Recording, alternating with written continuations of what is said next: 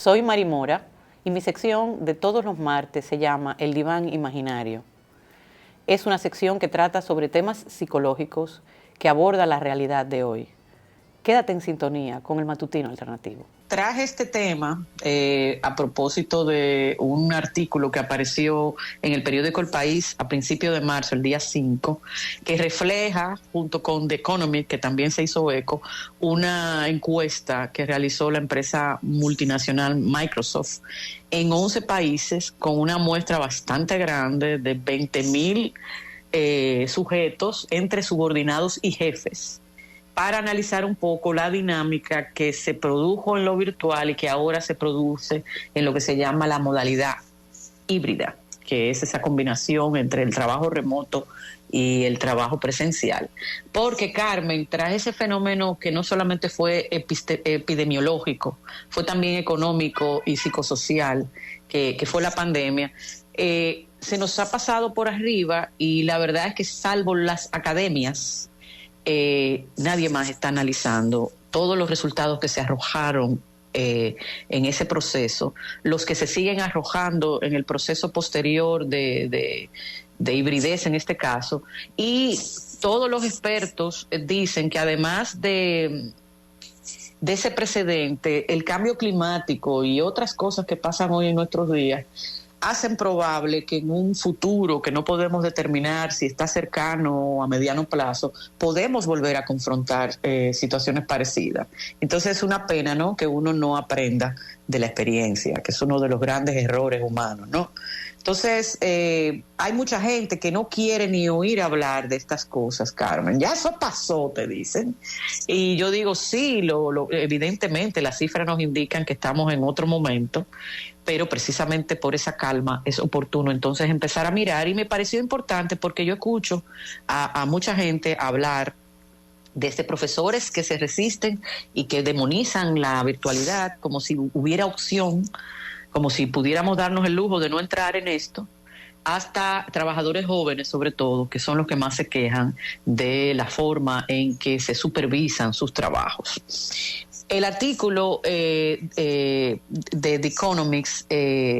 decía que el año 2023 estará dominado por la paranoia de la productividad, que es una de esas buzzwords, de esos términos nuevos y de moda que tú sabes que el diván se ha hecho eco a partir del 2022, y que señala en este caso la paranoia de la productividad, un comportamiento que se desprende de un error de percepción que no toma en cuenta los datos. Los empleados sospechan o comprueban que son vigilados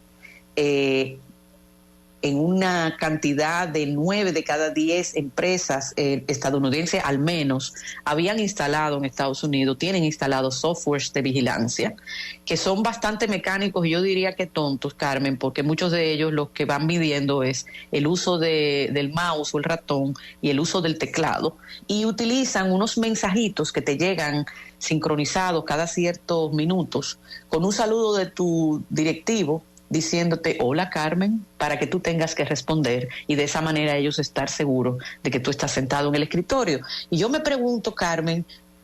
por ejemplo, en el trabajo docente que yo hago, las veces que yo suelto la computadora, cojo una mascota o un cuaderno para yo esbozar alguna idea que siempre a mano me sale como más clara,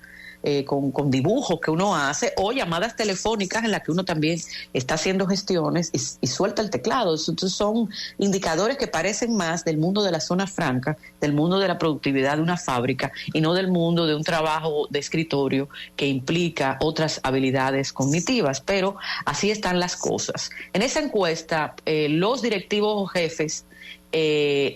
decían o tenían la percepción de que los empleados se aprovechan del teletrabajo para trabajar menos desde sus casas e incluso aprovechar para hacer gestiones propias.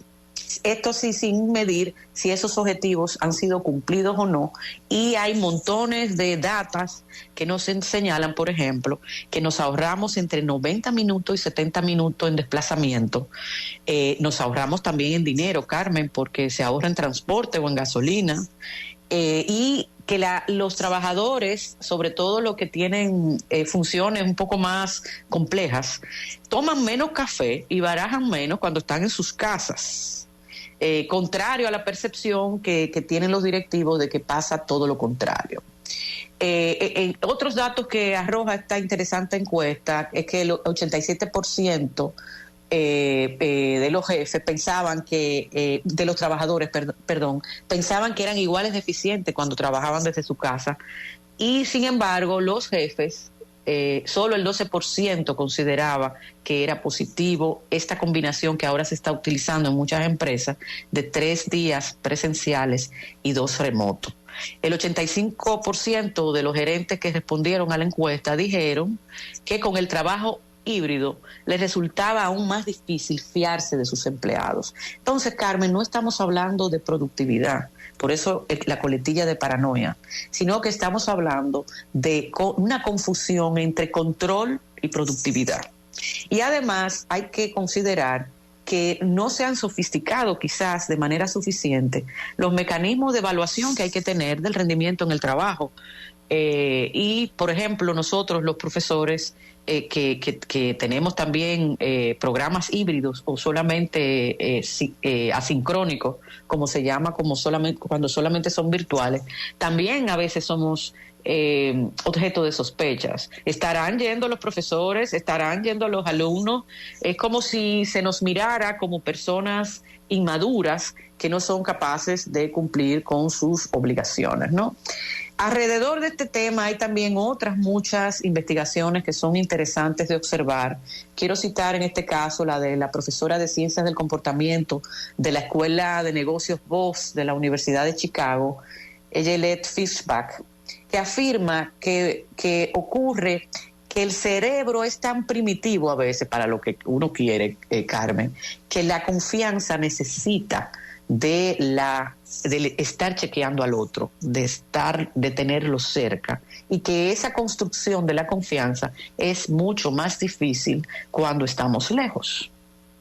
Pero las cosas no quedan solamente en ese mero fallo de percepción. Esa confusión entre control y productividad ha hecho que muchas empresas entonces utilicen esos mecanismos remotos de control. Pero al tiempo que van instalando, Carmen, esos mecanismos de control en una ojeada que da el periódico El País para ver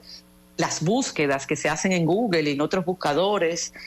los empleados andan buscando otros software con algoritmos que engañen entonces a los software de las empresas, y esto es como un juego entre el gato y el ratón. Y la verdad es que a veces he oído testimonios que no pude recoger en los 2 testimonios que tengo, que son de directivos, 2 directivas, pero yo quería que los chicos que trabajan remoto en call center y en otras cosas, algunos de los cuales son alumnos míos, hablarán del sofoque que tienen, de que te miden si tú no estás usando el ratón, entonces que tú estás barajando y a veces tú estás haciendo otras funciones, y eso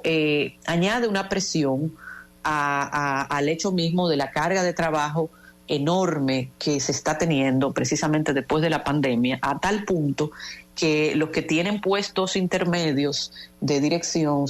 los subordinados, si no se van, Carmen, a las 7, la mayor parte de los días de la semana no están haciendo lo que tienen que ver. Es decir, esas horas extras pasaron de ser una excepción a ser un ritmo constante, porque además en muchas empresas se redujeron las plantillas de trabajadores, muchos se quedaron con varias funciones, y eso en muchas organizaciones no se ha modificado, porque la pandemia ha pasado para algunas cosas, pero para otras no ha pasado, ¿no? Entonces, advertía esta psicóloga del comportamiento de la Universidad de Chicago que cité ahorita, que se ha modificado el contrato social, recordando un poco a Rousseau, entre empleados y trabajadores, en una clara señal de que el equipo ya no se considera fiable. Y estos sentimientos además son recíprocos. Se quiebra esa confianza entre jefes y subordinados, se desmoralizan los trabajadores y se crea, utilizando otra buzzword, una dinámica tóxica en la que tú te sientes perseguido. Yo me pregunto, wow, ¿y eso ayudará realmente a la famosa productividad en un mundo, Carmen, en el que queremos ser productivos incluso cuando estamos supuestamente descansando? Ya la gente no descansa. El ocio tiene que ser también productivo, y entonces o tú te inscribes en un montón de cursos o estás en actividades frenéticas, porque estar quieto, estar contemplando, quizás nos deja el espacio para pensar, y quizás pensar y meditar sea uno de los grandes horrores de nuestro tiempo, porque si nos paramos y pensamos, yo creo que todo el mundo se cuestionaría hacia dónde vamos caminando, ¿no? Gracias por acompañarnos en el Diván de Mari Mora. Síguenos en nuestras redes sociales y en nuestro canal de YouTube.